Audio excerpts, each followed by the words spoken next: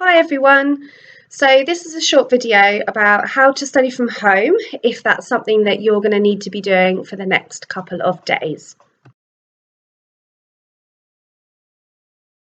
So tip number one is all about how to start your day, and you should try to start your day as you normally would. So what I mean by that is set an alarm for a reasonable time in the morning.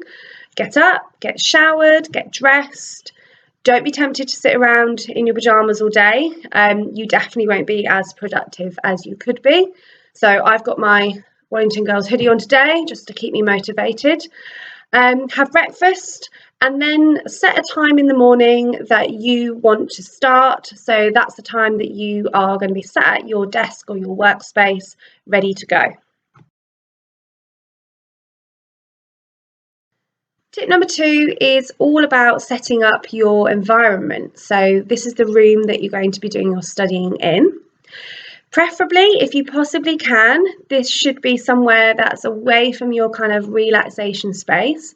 So maybe you've got a desk in your bedroom, or maybe there's a kitchen table or a dining table that you can sit at.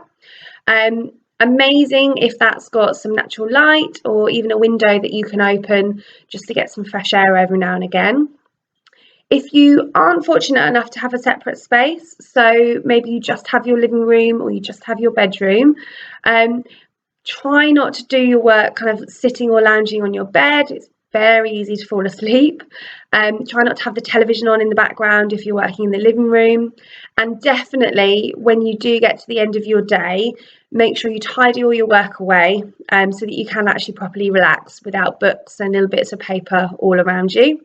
You can see I've chosen my maths books behind me, again, to keep me motivated. Absolutely, this needs to stay in the other room when you are doing your work. The studies have shown that even having your mobile phone in the same room as you, even if you're not using it, massively can cut down on your productivity.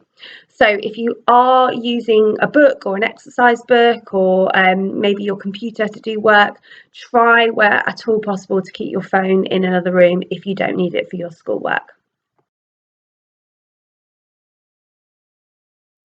Tip number three is to set up a job list.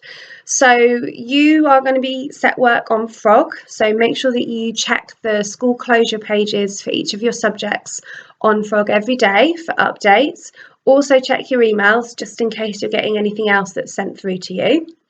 But what is really important to do, and I like to do this actually the night before I start work, is make a list of all the tasks that you need to do and make sure that you tick them off as you go along. It helps keep you motivated whilst you're doing them. Number four is all about your timings.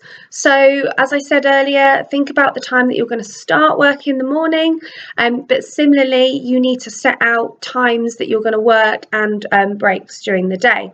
So, for most of you, it probably makes sense to follow your school timetable. So, whether that's an hour of French, then an hour of maths, and then maybe a 20-minute break, and then an hour of English. Whatever it is that you're going to do, set up your structure so then it's much easier for you to stick to it. That does also include breaks. And whilst I'm on the subject of breaks, tip number five is all about them. Make sure that you take an hourly 5-minute at least break. When you do stop work, you need to get up out of your seat, you need to leave the room that you're working in, maybe go and grab a drink or a quick snack, maybe go for a quick walk.